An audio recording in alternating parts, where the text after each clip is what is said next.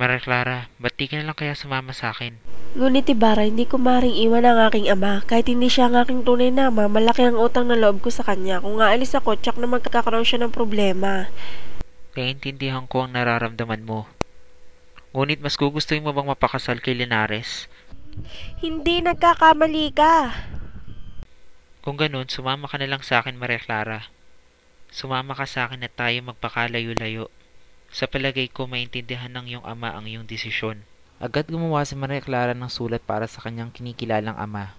Pati niyang ikalulungkot nito ang kanyang desisyon, ngunit umaasa siyang siya ay maiintindihan nito.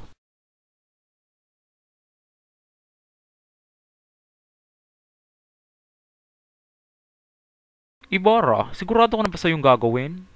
Oo, Elias, sigurado na ako. Ayoko mapalayo kay Maria Clara. Kung ganoon, ay gagawin ko ang aking makakaya upang maitakas kayo ng ligtas. Maraming salamat, Elias. Maraming salamat. Halika na kayong dalawa, kailangan tayong magmadali.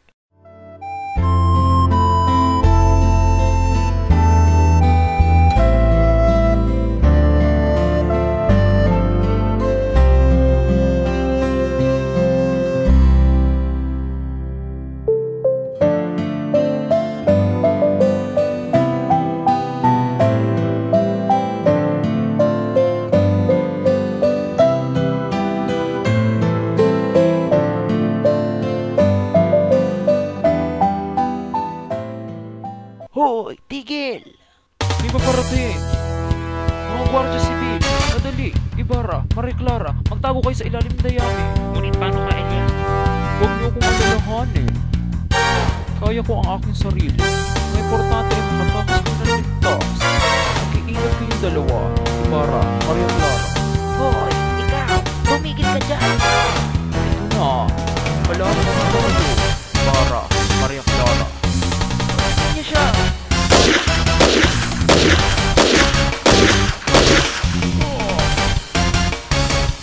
Sigo.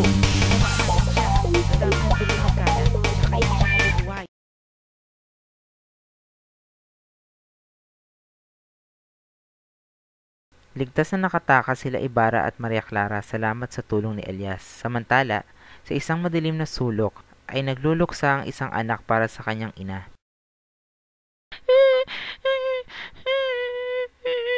Inay! Sino nandyan? Huwag kang matakot. Di kita sasaktan. Anong nangyari dito? Namatay po ang aking inay. Ah, ganun ba? May papakiusap sana ako sa iyo, iho.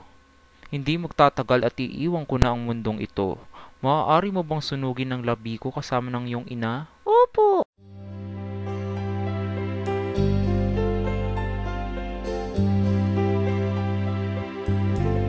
Kumusta ang klase mo, Maria Clara? Ayos na naman, nakakapagod pero masaya. Kung nasa Pilipinas pa ako, ay marahil hindi ko mararanasang mag-aral.